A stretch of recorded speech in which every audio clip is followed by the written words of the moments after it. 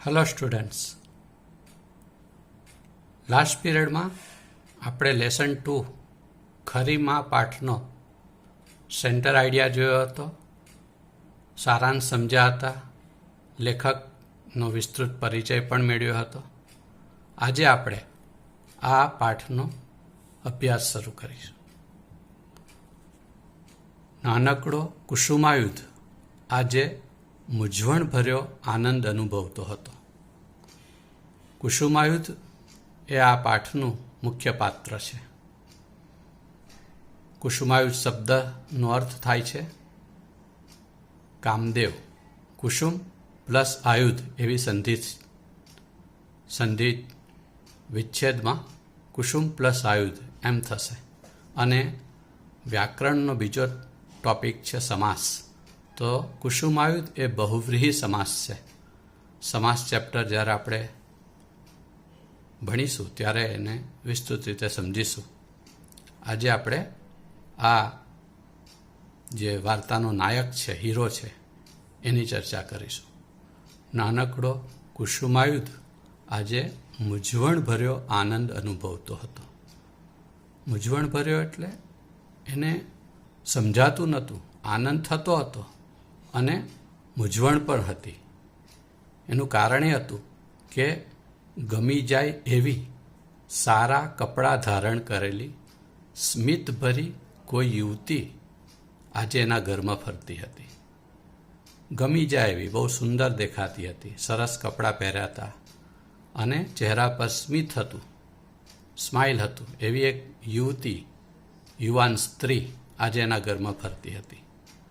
કુસુમાયુધ તેના માતા પિતાને એટલો વહાલો હતો કે તેનું નામ લાંબુ પણ નવાઈ ભર્યું પાડ્યું હતું.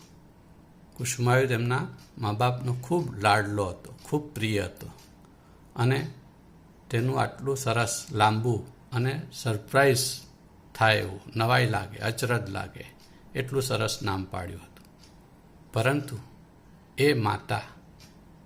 પરંતુ માતા એ પુત્રને લાડ લડાવવા વધારે સમય જીવી નહીં. અચાનક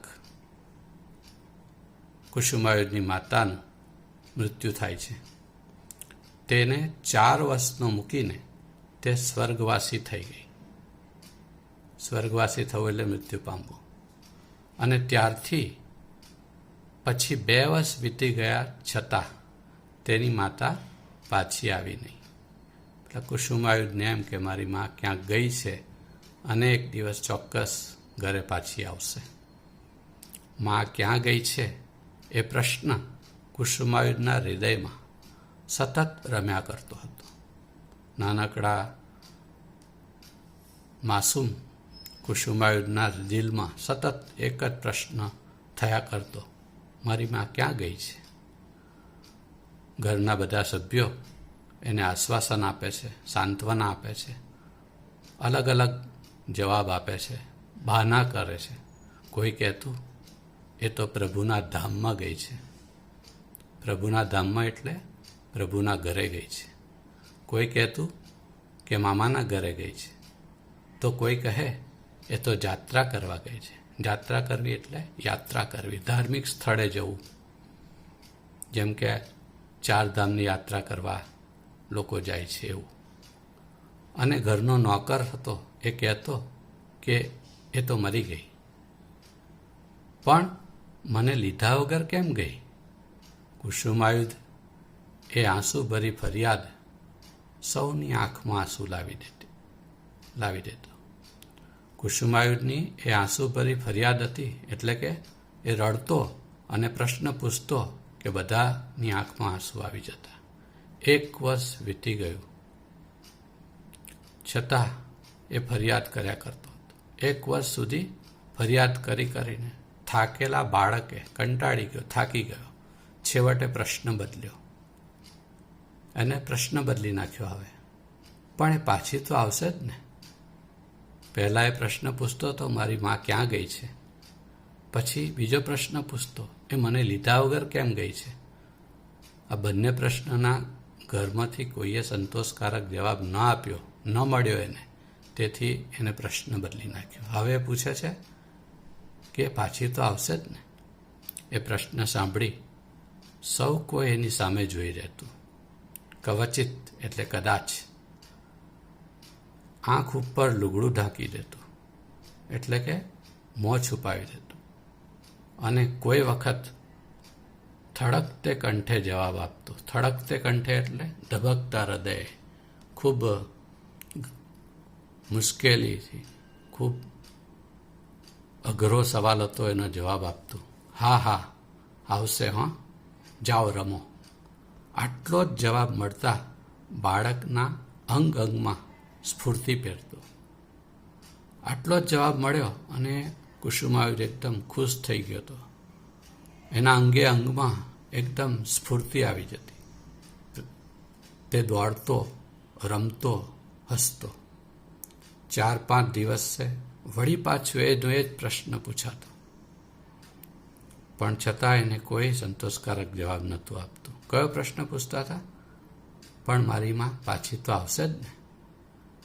છેવટે નાનકડા કુસુમાયુધે એ પ્રશ્ન પૂછવાનું પણ ઓછું કરી નાખ્યું. આસપાસના સર્વ મનુષ્યોએ કાવતરું કરીને તેને તેની માથાથી વિખૂટો પાડ્યો હોય એવી માન્યતા તેના હૃદયમાં જન્મી. આસપાસના બધા લોકોએ, મનુષ્યો એટલે લોકોએ, કાવતરું, એક જાતનું ષડયંત્ર કર્યું હોય, કોન્સ્પિરસી રચી હોય એવું એને લાગ્યું. અને એની માથી એને વિખૂટો પાડવો એટલે છૂટો પાડવો, અલગ કરી દેવો, એવી માન્યતા, એવો એક કોમ્પ્લેક્સ એના માઇન્ડમાં, એના હૃદયમાં જન્મ્યો. અને તે એકલો રમવા લાગ્યો. હવે થોડો રિઝર્વ થઈ ગયો, કોઈની સાથે મિક્સ થતો નથી. રમે છે પણ એકલો. સ્કૂલમાં જાય છે પણ એના મિત્રો સાથે રમતો નથી, પણ એકલો રમે છે.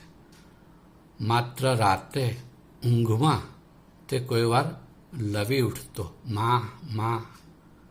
કોઈક વાર રાત્રે ઊંઘમાં એ ઝબકીને જાગી જતો, બોલી ઉઠતો. લવી ઉઠતો એટલે બોલી ઉઠતો. લવારો કરવો, ઊંઘમાં બોબડવું, એવું એ બબડવા લાગ્યો, માં કરીને. તેના પિતા ઝબકીને જાગી ઉઠતો. તેનો પિતા ઝબકીને જાગી જતો, એના શરીર પર હાથ ફેરવતો, એને સુવડાવી દેતો. એકાએક તેણે સુંદર મુખવાળી કોઈ સ્ત્રી ઘરમાં જોઈ. અચાનક કોઈક સુંદર ચહેરાવાળી કોઈક અજાણી સ્ત્રી એને જ્યારે ઘરમાં જોઈ, માનું મુખ કોઈ પણ દેખાવડી યુવતીમાં એ જોવા મતતો. કોઈ પણ સારી દેખાતી યુવતી હોય એમાં એને એની માનો ચહેરો દેખાતો. મતતો એટલે પ્રયત્ન કરતો. દરેક સુંદર યુવતીમાં એ પોતાની માને જોતો. માના સરખું લુગડું પહેર્યું હોય, મા જેવું, એની મા જેવું લુગડું એટલે સાડી પહેરી હોય, વસ્ત્ર પહેર્યા હોય, એવી સ્ત્રીને તે ધારીને જોતો, ટાંકીને જોતો. એક ટકે એવી કોઈ સ્ત્રી મળવા આવી હોય તેને ઘરમાં રહેવા આગ્રહ કરતો. એવી કોઈ સ્ત્રીને મળવા આવે તો કુસુમાયુધને એવું કહેતો કે તમે રહી જાઓ ને, ખૂબ આગ્રહ કરતો. માની નજરનો ભૂખ્યો બાળક આમ એની સમજ પ્રમાણે માની શોધખોધ કર્યા કરતો. માને ખૂબ શોધતો. અજાણી સ્ત્રીની અંદર એને પોતાની મા દેખાતી.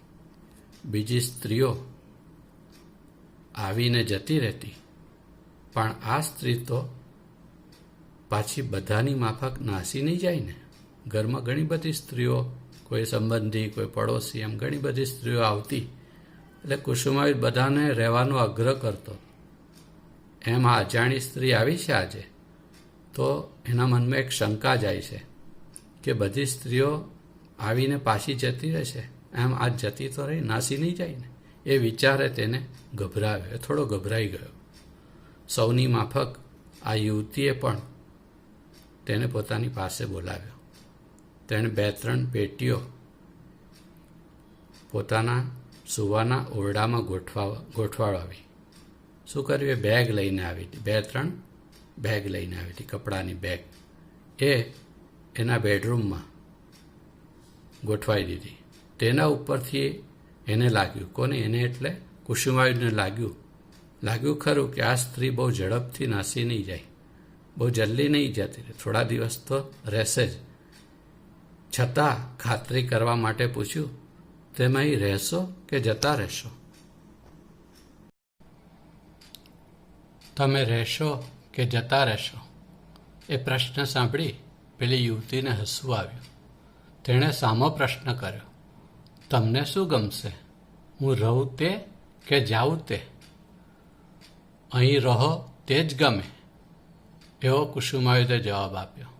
તેને સમજ પડી નહીં કે આ સ્ત્રી તેને બહુવચનથી શા માટે સંબોધે છે. બહુવચનથી એટલે માનવાચક, તમે કહીને કેમ બોલાવે છે. તે સ્ત્રીએ કુસુમાયુધને થોડાક રમકડા આપ્યા, સારા કપડાં પહેરાવ્યા, માથું ઓળી આપ્યું, પોતાની સાથે જમવા બેસાડ્યો. આ બધું જોઈને બાળકને બહુ નવાઈ લાગી. આવી સ્ત્રી કોણ હશે, કેમ આવી હશે? કુસુમાયુધ તેની આસપાસ જ ફરવા લાગ્યો. એને ખબર નથી કે એના પિતાએ બીજું લગ્ન કર્યું છે અને આની નવી માં છે. તેને પણ એમ જ લાગ્યું હશે કે પોતાની માફક પિતાને પણ આ સ્ત્રી ગમી છે ખરી, અને એને પણ એવું લાગ્યું કે જેમ એને આ સ્ત્રી ગમી છે એમ એના પિતાજીને પણ ગમી છે. પરંતુ પિતા આગળ એ બહુ જ ધીમે ધીમે કેમ બોલતી હતી? આડું કેમ જોયા કરતી? આડું જોવું એટલે શરમાઈને જોવું. ખૂબ ધીમેથી બોલતી આ સ્ત્રી. આછું હસતી કેમ હતી? એટલે કે સ્માઇલ આપતી હતી, થોડું હસતી હતી, સ્મિત આપતી હતી. આ સ્ત્રી ઘરમાં જ રહ્યા કરે તો કેવું સારું. કુસુમાયુધના મનમાં આવા બધા પ્રશ્નો થતા. આ નવી સ્ત્રી ઘરમાં જ રહે કાયમ માટે તો કેવું સારું. મા પણ કેવી ઠરીને ઘરમાં રહેતી હતી. ઠરીને એટલે શાંતિથી, કોઈ જાતની ઉતાવળ વગર, હંમેશા એની સાથે પ્રેમપૂર્વક રહેતી. કુસુમાયુધથી રહેવાયું નહીં, એટલે સૂતા પહેલાં તેણે પૂછ્યું, તમે મારા સગા થાવ કે નહીં? તમે મારા સગા થાવ કે નહીં? આ પ્રશ્ન પૂછ્યો. પેલી સ્ત્રીએ જવાબ આપ્યો, હા. શા સગા થાવ? એટલે કે શું સગા થાવ મારા? મારો ને તમારો કયો સંબંધ? યુવતી સહજ અટકી. આ પ્રશ્ન સાંભળી પેલી સ્ત્રી થોડીક વાર વિચારમાં પડી ગઈ. તેની આંખ સ્થિર થઈ. તેને સગપણની સમજ નહીં પડી હોય કે શું? તત્કાળ સ્થિર થઈને તેને જવાબ આપ્યો, હું તમારી મા થાઉં. મા? કુસુમાયુધના હૃદયમાં અનેક વિચારો આવી ગયા. સગપણ સાંભળતા બરોબર તેને એક વખત તો એમ જ થયું કે માની કોટે બાજી પડું. માની કોટે બાજી પડું એટલે માને ગળે લગાવી દઉં. પરંતુ કોણ જાણે કેમ તે એવી ચેષ્ટા કરી શક્યો નહીં. એનાથી એવું થયું નહીં, એવો પ્રયત્ન એનાથી થયો નહીં, એ કાર્ય થયું નહીં તેનાથી. છતાં તેણે તે સ્ત્રીનો હાથ પકડી લીધો અને પોતાના 2 હાથ વડે દાબ્યો. માં કહેવડાવવા માગતી સ્ત્રી જરા હસી, પરંતુ એકલું હસવું કંઈ બસ થાય? આટલું સ્મિત આપ્યું, ખાલી હસવું એ ઇનફ નહોતું. એટલું ઓછું લાગ્યું એને. એટલે શા માટે તે પોતાના ખોળામાં લઈને વાલ નથી કરતી? હે ને, એકલું હસવું કંઈ એનાથી એ ધરાયો નહીં એમ. એટલું ઇનફ ન લાગ્યું એને. એના મનમાં, કુસુમાયુધના મનમાં એવો વિચાર આવવા લાગ્યો કે કેમ આ સ્ત્રી, આ નવી માં મને પોતાના ખોળામાં બેસાડીને વાલ નથી કરતી, પ્રેમ નથી કરતી મને. કુસુમાયુધે શંકા પૂછી, તમે મારા માં થાવ? ફરીથી પ્રશ્ન પૂછ્યો. બાળકની બુદ્ધિ મોટાઓને તાવે છે.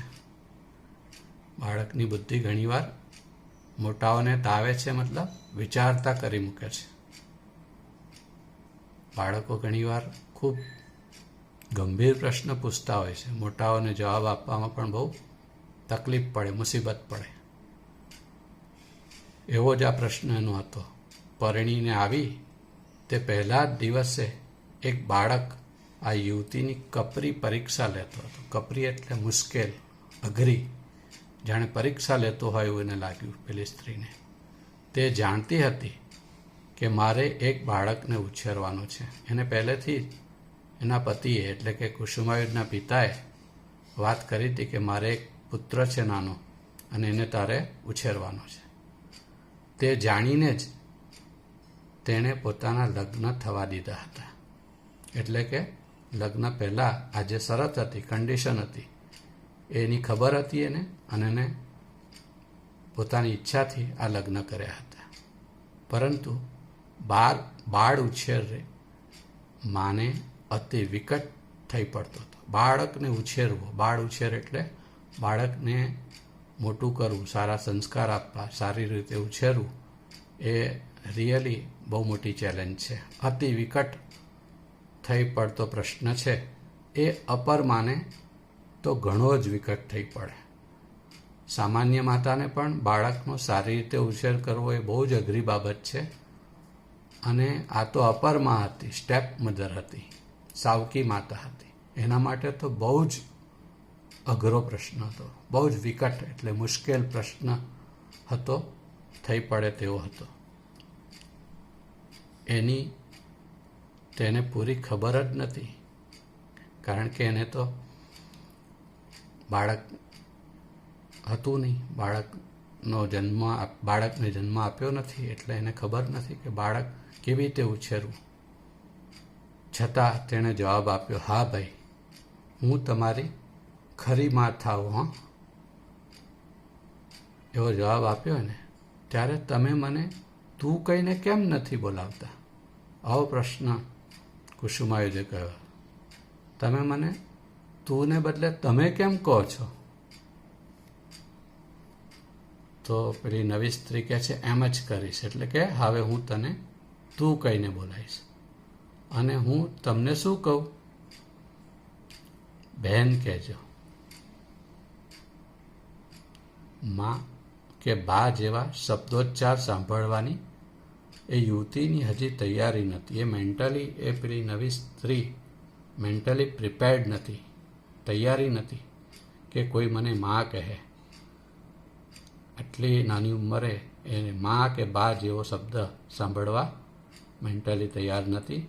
પત્ની તરીકે કંઈક કોડ એના પૂરા કરવાના હતા. હજુ તો એને પત્ની તરીકે કંઈક સપના હતા, અરમાન હતા. કોડ એટલે સ્વપ્ન, અરમાન, ઈચ્છાઓ, એ બધા હજુ પૂરા કરવાના બાકી હતા. માં કે બા શબ્દ તેને બહુ ઘરડો થઈ પડે એમ લાગ્યું. આ તો બહુ ઘરડો શબ્દ એને લાગ્યો. હજુ માં કે બા શબ્દ સાંભળવા એના કાન ટેવાયા ન હતા. એને એમ લાગતું કે હું તો હજુ ખૂબ નાની છું, યુવાન છું. આમ આ બે શબ્દો માં અને બા એને બહુ ઘરડા લાગતા. છેવટે બાળક હતાશ થયો. કુસુમાયુધને એવું કહ્યું ને, બહેન કહેજો. એ સાંભળીને તે બહુ હતાશ થઈ ગયો. તેને એની ખરી માં નહોતી એવો એને ખ્યાલ આવી ગયો. એની ખરી માં નહોતી, એ નિશ્વાસ નાખીને ઊંઘી ગયો. એને ખબર પડી કે આ મારી સાચી માં નથી. એટલે નિરાશ થઈને એ ઊંઘી જાય છે. આ બધા જ અહીંયા સુધી આપણે જોઈએ છે. નેક્સ્ટ પીરિયડમાં પાર્ટ 2 શરૂ કરીશું. અને આખા પાર્ટના જે હાર્ડવર્ડ્સ છે, રૂઢિપ્રયોગો, હાર્ડવર્ડ્સ, એ બધું હું બોર્ડ પર પછીથી લખાવીશ. Thank you.